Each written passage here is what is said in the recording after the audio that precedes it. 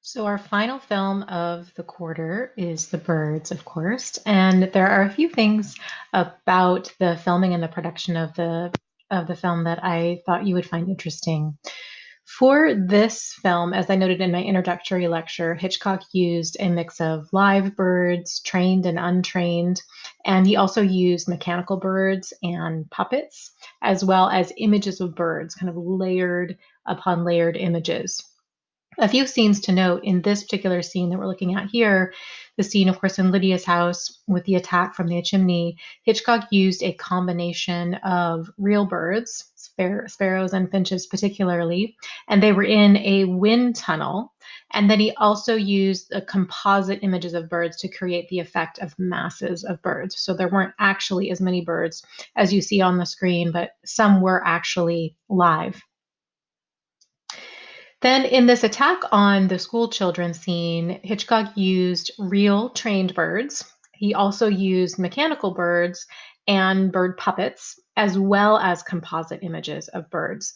So we had these trained birds that were landing on the children, but then the biting birds, for example, the one you see on the right hand side there, those are puppets. It would be a little bit unethical, of course, to have the birds actually biting the children.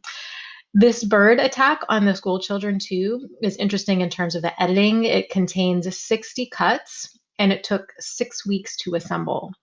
So, a pretty stunningly put together scene that reminds us, of course, of something like the shower scene, which also had almost 60 cuts, 52 cuts to be specific. Camille Paglia, in her great little book on this film, describes the filming of this scene in this way. Birds were photographed in a wind tunnel, and optically multiplied and superimposed over film footage of children running on a real bodega area road, as well as a studio treadmill with artificial birds swaying on wires above them. So lots of different kind of real life footage, but also studio footage, as well as these composite images. So again, just a really kind of great scene visually to look at, which took a huge amount of effort to put together. Now, for the scenes with Tippi Hedren or Melanie trapped in the attic, this is a little bit more difficult to think about from an ethical standpoint. This was apparently an utterly harrowing and traumatizing scene for Tippi Hedren, the actress, to film. She was told prior to the filming that they would be mechanical birds, no real birds. They were not, in fact, not mechanical birds. They were real birds. The scene took 7 days to film, and on each day, in a set that had a cage around it, the film crew, who themselves were wearing padded gloves, would hurl these real birds at Tippi Hedren from a distance of 8 to 10 feet. So she was in this kind of cage set with birds being hurled at her. Which in itself just sounds completely traumatizing, even if you don't have any kind of phobia of birds. But I think it seems like after this scene, perhaps you might develop one. But so that in itself was really bad. But then on the last day, a bird claw actually hit and cut Hedren's lower eyelid of one of her eyes, and that was the last straw for her. She refused to film anymore, and she actually had to get medical treatment. And her doctor said that she needed to recover. This kind of led to a kind of mental nervous breakdown and also this physical injury that she had. And so filming stopped for a week based on what had been done to Tippi Hedren. So it's really one of those scenes where you have to wonder about the filmmaking ethics, where actors are put through trauma for the sake of a shot, and it's really hard to, I think, justify this the filming of this, particularly in the context of, I put a few links up on Canvas for you, particularly in the context of Hitchcock essentially sexually harassing Tippi Hedren on the set of the film too. So in the context of her kind of being physically traumatized in a scene like this, and then Hitchcock as a director kind of using his power in really dubious ways to sexually harass her, is it's really difficult, I think, to think about this film just from a purely film technical standpoint because of what Tippi Hedren went through on the set. She has later said that she was grateful to have been in the film and to have worked with Hitchcock, but it's a really, really complicated thing. And she's been very open about talking about the way that he sexually harassed her and the way also that he basically ruined her career. Essentially, he wouldn't let her out of the contract that she had with him after she filmed the next film with him, Marnie, but she did not want to work with him again. And so essentially, she couldn't work with anybody else because of her contract with Hitchcock, and then she didn't want to work with him either. So it's really quite a difficult story, one that has been repeated, I think, many times in Hollywood. That makes it this not just a minor incident, but or something that stands out as unique, but something that is maybe quite normal, quote unquote, in Hollywood, where women are treated in this way. So I know that's kind of a downer to think about, but I think it is really important to not be afraid to think about it and talk about it and discuss it and consider how it impacts our understanding of Hitchcock as a filmmaker, as well as this film in particular. He still obviously is using his technical expertise in his films, and he's delving into deep subjects. But I think it's important to consider the kind of the human costs, particularly on this film. Now, this shot we're looking at now is another one of those films that reveals his technical competence.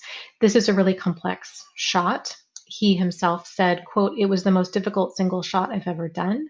It's a composite of 32 images against a matte painting by pictorial designer Albert Whitlock of the barnyard landscape and down sky. So the barn and moving car required separate segments of film, as did the foreground, which is three parts with multiplied photos of the same goals. Though a third of the birds were fake, there are some live chickens, as well as 500 local ducks painted gray. So, really, a kind of a still image here, but incredibly technically difficult to achieve. Now, there are so many things we could cover about the birds. One thing that Robin Wood has said about the film that I find particularly helpful as an entry point into thinking about it is that he says the birds as a film is more analogous to a poem than a novel, meaning that like a poem, we get these where we get phrases or metaphors. Here we get kind of visual moments that carry a weight all on their own. So, in the same way that you could take a phrase or a single metaphor from a poem and kind of um, expand that out into a resonance all of its own, the visual moments of the film also carry in themselves a particular weight. And so the narrative or the story of the film, while not unimportant, is maybe less important to understanding what the film is doing, what the film's impact is. Wood says that many of Hitchcock's films, and this film in particularly, quote, derive their value from the intensity of their images, an intensity created and controlled very largely by context, by the total organization, rather than from the creation of rounded characters. So it's not to say that his films don't necessarily never contain rounded characters, but often it's the visual impact, that overall organization that brings the specific power or intensity of the film. Just for as an example of one of these images, Robin Wood points out that these images of disorder in the town during the bird attack, these images in themselves have a particular resonance and a symbolic power. So we see things like horses careening, we see unmanned fire hoses twisting and squirting uselessly, and the frailty and precariousness of an ordered, meaningful existence is exposed. Then we have the blazing center of the town in an aerial shot, as if to say, here is a defenseless humanity. So, really, one of the things I do love about this film is just the power of these images in themselves and kind of how they resonate outward and sort of stick in your mind. That said, the film's narrative structure is still really interesting. And one thing that's worth considering in this film relative to narrative is the film's opening sequences. One thing that's always interesting to examine in terms of a film's narrative is to look at the opening and the ending and consider what has occurred in between to make the opening and the ending sequences particularly powerful or interesting. So the opening sequences here, we have scenes with the pet shop and then the interaction with Mitch and Melanie. We have Melanie's sleuthing and her drive to Bodega Bay to do this elaborate trick on Mitch. All of that seems, on the surface, rather different in tone from the latter two-thirds of the film, and they might even seem superfluous. So, why are the opening scenes of the film in the film at all? What do they establish? A few things stand out. I think the obvious triviality of the opening scenes seems to be the point.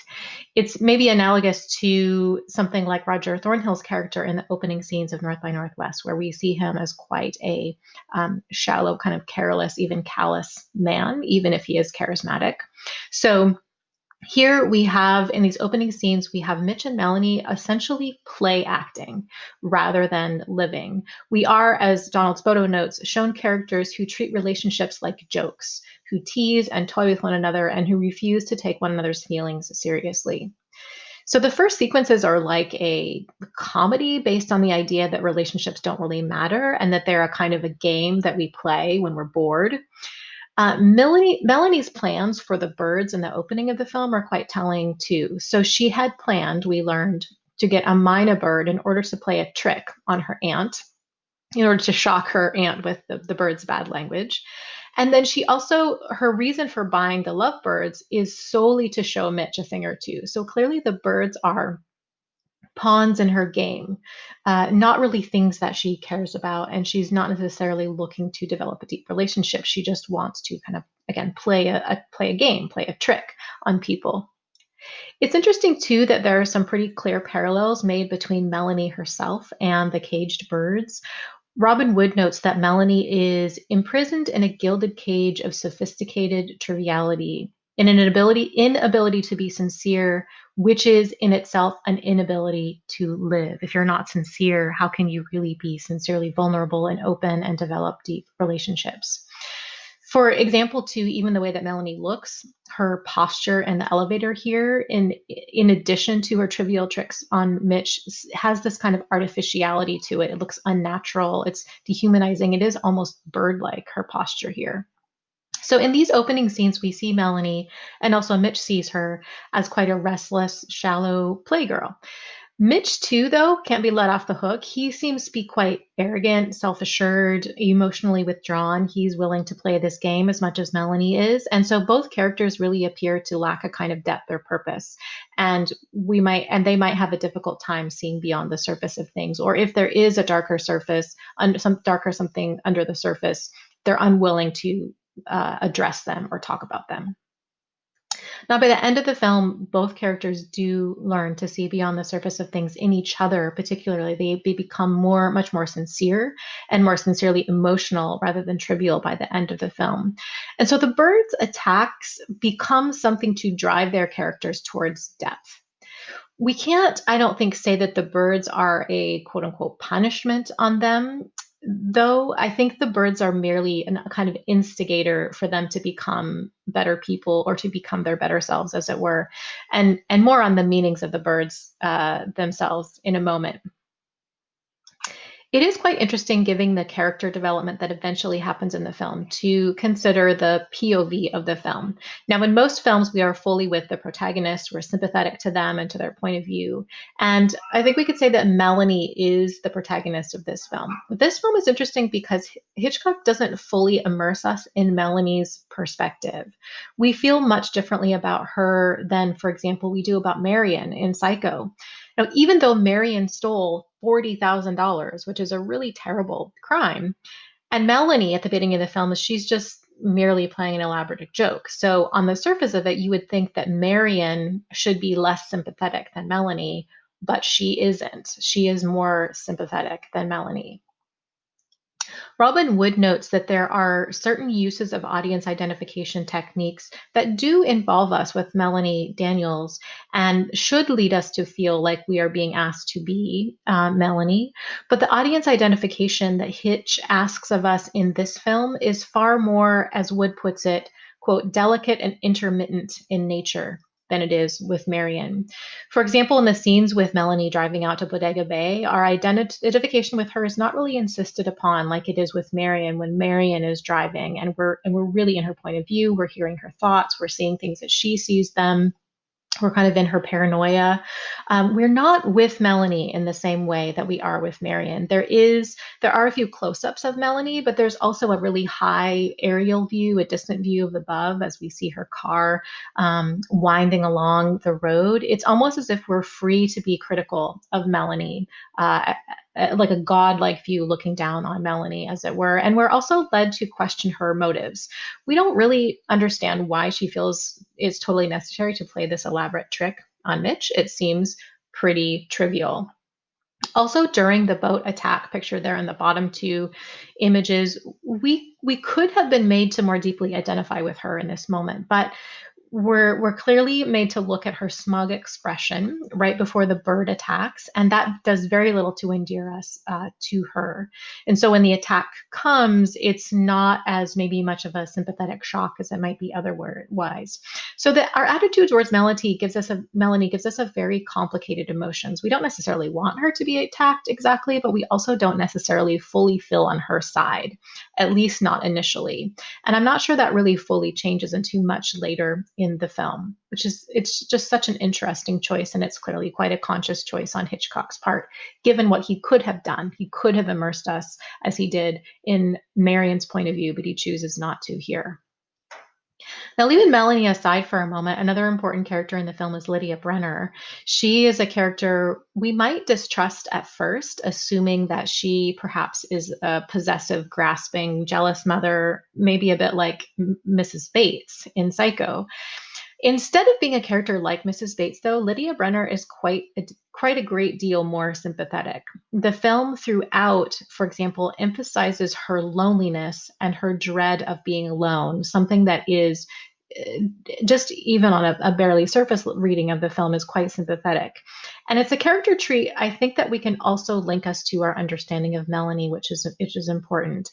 Melanie, again, at the beginning of the film, is this aloof, arrogant, self-sufficient person, but at the end, we see her clasped in the embrace of Lydia Brenner, and both women seem to have found something they didn't have before. Just a few indications in the film that Lydia Brenner, rather than being the grasping, jealous mother, is someone who is afraid of being alone. For example, the teacher, Annie, says that Lydia is afraid of, quote, being abandoned. Not that she is jealous of the girlfriend for Mitch, but she's afraid of the isolation. Robin Wood also notes that while it's impossible to pick one thing in the film as a key to its meaning, Lydia's visit to her friend Dan, the farmer, who of course has his eyes pecked out, is a significant visit. The visit functions to identify Dan with Lydia, I think. And in the scene where she finds Dan, we see with her point of view, with her POV. Further, there's also this shot right here of these broken teacups in Dan's house, much like the broken teacups that Lydia gathered up after the birds shatter them in her house, after those sparrows come down the chimney. We also see in Dan a person who, like Lydia, has a very neat and tidy life. He's presumably a good farmer, someone that she has a good partnership with and that she would ask advice of. He's someone doing good work, but he is notably alone. He's not married. He has a single bed, which of course is destroyed. His entire bedroom, the kind of the most intimate space in the house, is destroyed. And in the end, he was left alone to die by himself on the floor. Not just a horrifying image in terms of its gruesomeness, but an image that is quite shocking in terms of its loneliness. So while what Lydia finds when she goes to Dan's house is really horrible, just in terms of its gruesomeness, it's possible that she sees in Dan's lonely death a possible fate for herself. And we know too, from what we've been talking about over the course of this quarter and examining in his other films, Hitchcock frequently uses these mirrored characters in his films to help illuminate those characters and help us understand an individual character. We also see other ways in which this solitary kind of sterile existence is something that terrifies Lydia. We see that she is tormented by the loss of her husband and has a hard time doing anything. And in that context, her fear of Melanie and Melanie's maybe relationship with Mitch, as we can kind of see her there on the bottom image, she's coming out, shocked and horrified by what she's seen, but she's pushing the two apart. This almost distinctive or instinctive um, push between them that feels like, I don't want you to be together because I don't want to suffer the fate that I just saw my friend Dan suffer. So kind of in the context of that, Lydia's loss of her husband, her fear of Melanie is not necessarily indicative of an unhealthy relationship with her son in the same way that Norman Bates and his mother had an unhealthy relationship, but more of this fear of loneliness and a futile existence. So Lydia ultimately is a really pretty deeply sympathetic character, and I really love the way that the film overturns our expectations of Lydia from the beginning, and then she becomes much more deeply sympathetic. The teacher, Annie, is also interesting as a parallel to both Lydia and Melanie. We see that while Annie is this quite confident person in many ways, she's a professional, she has a career, but she doesn't totally seem to fit into Bodega Bay. And we see indications that she fits into a much more cultural, intellectual life, just really based on kind of who she is, but also based on the paintings and the books that are in her house. But we get the sense that she's staying in Bodega Bay because of a kind of emotional, maybe fragility or a fear, because maybe she's also afraid of loneliness or being abandoned. She clearly would like to be with Mitch, but she knows that's not going to work out. But she can't bear to leave Bodega Bay because she kind of can't bear to leave the thought of being with him, which again is really interesting and quite complicated because we see her as such a confident, um, well put together, prepossessing woman, and yet she has this kind of fear at the center of her life and this vulnerability.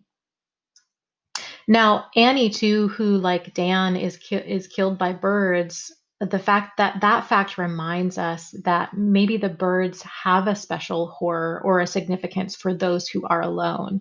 She does notably, of course, she dies saving Mitch's little sister, but the horror of her death, we kind of see her lying lonely there on the road, has a kind of it's even more it's horrifying in the same way that Dan's lonely death is really horrifying too. So in the context of characters like Annie and like Lydia, characters who are afraid of being alone or afraid of being abandoned or kind of living hollow lives, I think Melanie becomes much more interesting. Someone with whom we didn't quite sympathize at the beginning, but become much more sympathetic with towards the end. And in the beginning, again, we see her as someone who's confident and poised, but she's clearly leading a fairly hollow existence. And we find out later that her mother had abandoned her when she was young, and she has never gotten over that. It's the tears come almost immediately when she starts talking about this with Mitch. So it's sort of right below the surface there all the time. So it's possible to read her embrace of her rather empty existence in the beginning of the film as a way of fighting off those feelings of loneliness and abandonment, which again seems like a thematic thread throughout the film if we consider characters like Annie and like Lydia. The scene at the end of the film, then, where we have Lydia and Melanie really in an embrace in the back of the car, carries a particular poignance. So these were two women who are afraid of being abandoned and alone, and they're finding each other. Mitch, of course, is a part of that relationship too, but in a way, it's the women's embrace of each other and even where they're placed in the car with each other and not with Mitch. It almost seems more powerful and more psychologically satisfying. We know more about them and their fears and desires than we ever really know about Mitch and his inner life. I mean, Mitch to me almost doesn't really even have an inner life in this film. It's more Melanie and even Lydia and even Annie that are the most interesting characters from a psychological, emotional perspective in this film. In context of the character study, especially seeing Melanie as quite shallow at the beginning and then reduced to silence and terror at the end, it's worth discussing the scene where Melanie goes up and is attacked in the attic. Why does Melanie go up to the attic? Many people have asked. Now, some critics have accused Hitchcock of being merely sensational, inserting the scene merely for thrills, and saying, her actions don't really make sense. It's kind of a bit like a horror film where the character should not go down to the dark basement, but they're going to the dark basement anyway, and it's just really frustrating because what's going to happen to them down there. Wood says that there is actually a pretty rational, or at least a human reason for Melanie going up to the attic alone. She does, in fact, try to wake Mitch up, or she's about to wake him up, but she sees his hands and she sees that they're ripped and sore, and so she lets him sleep. And it's quite then that's a quite a compassionate or human reason that does make sense given her newfound love for him, that she wouldn't want to bother him with something that she perceives as maybe being not that big of a deal. And I mean, she doesn't know too that she's going to be trapped by a room full of birds. That they're very small noises. The birds, when they've attacked before, when there's a lot of them, are really loud and overwhelming in sound. And she's just hearing a few slight scratches, right? So the small noises then suggest that maybe only one or two birds are getting in somewhere, and she just wants to check it out. So why wake Mitch up for such a little thing? Also, why play the helpless maiden in distress, right? We've seen up till now that she's pretty self-sufficient. She drives all the way down to Bodega Bay. She knows how to drive a boat. She kind of takes things into her own hands. So that's her character. And I think maybe even a character trait we can admire. So her reasons for going up to the attic are perhaps not as completely ridiculous as they might seem on the surface. Wood also feels that there's a bigger reason why Melanie going up to and experiencing this attack scene is necessary in terms of the thematic ideas underpinning the film. So the film from the beginning does invite us to question her motives, and throughout, I think Melanie retains this sort of complacent, kind of arrogant sense that nothing awful can happen to her. And she retains this residuum of complacency that perhaps the film needs to dismantle to make its ultimate thematic point, which we'll get to in a moment. Further, there's also the use of subjective camera as she climbs the stairs where we're immersed in her point of view. So we are with her in this moment. We're afraid for her, but also perhaps we, like Melanie herself, share some complacency. We're not, I think, at this point really afraid that she's going to be a Judy or a Marion and that she's going to be killed. So there is some sense in which perhaps that Hitchcock wants to pull our complacency out from under us too, to kind of again make his ultimate point in the film, which we'll get to in a little bit. Now, during the attack, Wood comments that Melanie's gestures look like a kind of, quote, voluptuous surrender and prostration, and her attempts to escape are feeble. Her shallow sophistication is stripped away, revealing an apparent emptiness. There is this sense of her giving herself to the birds as a kind of terrible fulfillment, that her arrogance and her complacency had to be at some point undercut. Now, Wood comments that while this might on the surface seem pretty sadistic, a sadistic thing to do to a character, like the story has in this attempt to get revenge on this arrogant person, the way this scene is filmed, Robin Wood points out, avoids a sadism. Even though, of course, we have to keep in mind the way that Tippi Hedren herself actually experienced on set, which seems pretty sadistic. But the filming of it doesn't actually feel sadistic, or at least the end product doesn't. Wood notes that there's too strong a sense of audience participation in this scene to make it feel so sadistic. He says that Melanie's anguish and agony are ours. There is a sense that the birds are waiting for all of us, not just Melanie, and any of her complacency could just as well be ours.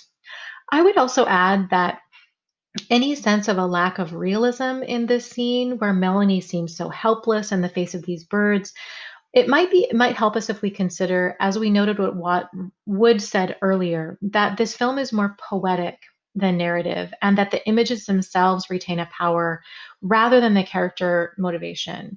So that this barrage of bird imagery in this attic attack and Melanie's like helpless gestures become, in a way, metaphors for the larger idea at the heart of the film, rather than most for the narrative function. We should also talk about the meaning and significance of the birds. And this will get us to the kind of larger thematic idea underpinning the film. But the film invites the question why, we want to know, do these birds attack? What do the attacks mean? What are we supposed to take away from this? And the cafe scene after the school attack is a really wonderful scene, I think, and it's quite interesting in terms of this question. In that scene, we have several views that are presented about why the birds are attacking. We have one extreme view from this bird expert, Mrs. Bundy, who is just a great character. And she's basically saying, no, you're imagining it. There's no way birds attack. Birds don't attack. So whatever you think is an attack just couldn't be attack. Everyone's imagining it. Then we have the other view on the extreme end from one of the drunk patrons that the bird attacks it's the end of the world. The end of the world is here. Now, both of these, as Robin Wood points out, are obviously oversimplified and complacent and extreme, and they're quite obviously ridiculous, and they allow us to dismiss them pretty quickly. There is another view that we see espoused by the terrified mother in the film, and then she says that Melanie is to blame. The mother looks almost directly into the camera and says, "You're evil." But we, again, as viewers, I think we see this as pretty obviously ridiculous. And then when Melanie slaps her, I don't have a gif of that. I wish I did. It's pretty satisfying that it's clearly a ridiculous point of view, and just almost a little bit scary that someone would even suggest that it's Melanie's fault. So none of those ideas from the people in the cafe make sense, but we still want to know, what do the birds mean? Are they some kind of metaphor that Hitchcock wants us to think about, even if the characters don't know it?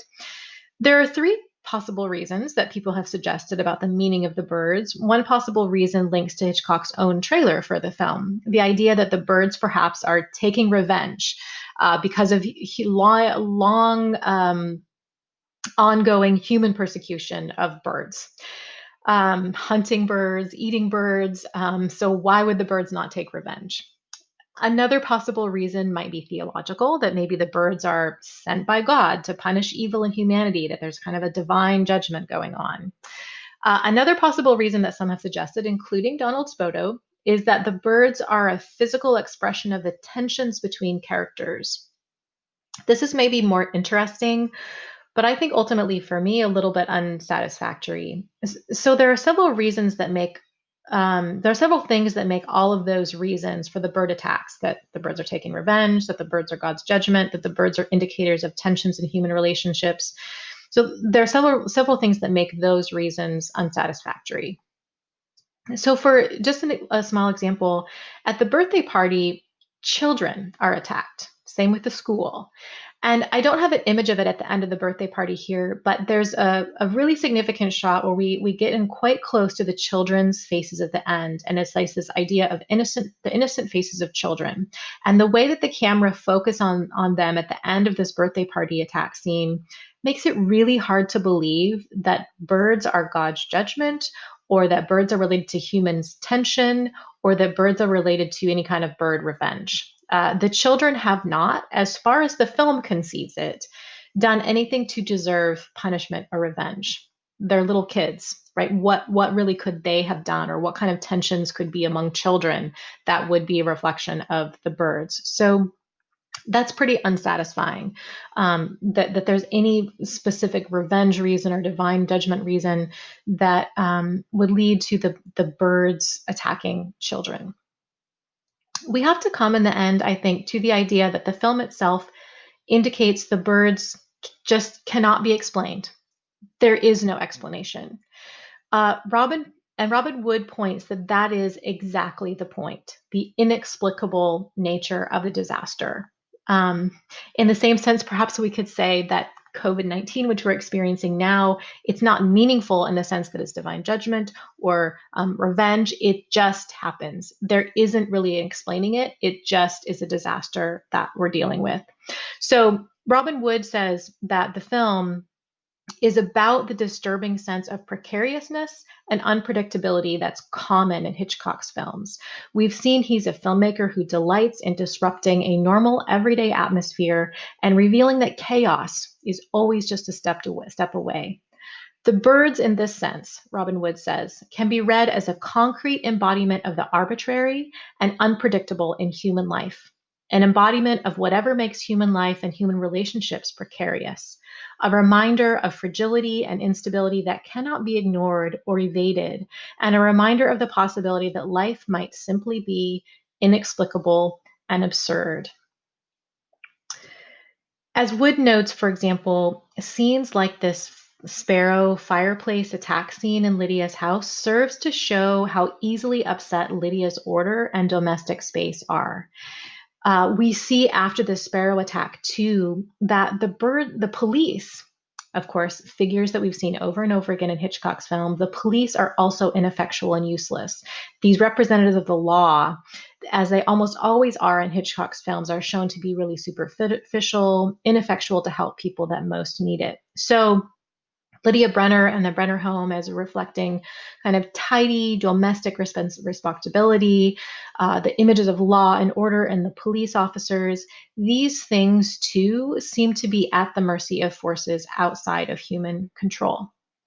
So Wood says that the essential meaning of the film is contained in the final moments, that life is a matter of beating off the birds, and the characters are just waiting for the next inexplicable attack. And the only partial security in life is in the formation of deep relationships. And we see that partial security played out on the faces of Lydia and Melanie as they drive off in the car in each other's embrace. There is no happy ending, but they find and take some comfort in each other. Now, relative to the music or the silence of the film and furthering this point of the film, Hitchcock says of the ending, and I find this really quite interesting. He says, "At the end, I asked for silence, but not just any kind of silence. I wanted an electronic silence, a sort of monotonous low hum that might suggest the sound of the sea in the distance. It was a strange artificial sound in which the language of the birds might be saying, 'We're not ready to attack you yet, but we're getting ready.' All of this was suggested by a sound that's so low that you can't be sure whether you're actually hearing it or only imagining it." So it's a pretty bleak ending, waiting for the attack of the birds and not knowing why they're attacking. And in fact, there's not even a the end that comes up on the screen. But so that is really bleak. But it is a film I think that we can admire for the courage of his convictions in a way, that it's unwilling to provide easy answers, but it's also willing to look in the face of death and disaster and unpredictability and not really ignore it for what it is and not leave us totally without a sense of at least human comfort that humans might find in each other. Robin Wood comments on the ambiguity of the last shot, saying, "The birds are both letting them through and they're massing for an assault." There's a perfect balance of the sense of precariousness that runs through all of Hitchcock's work in that final shot.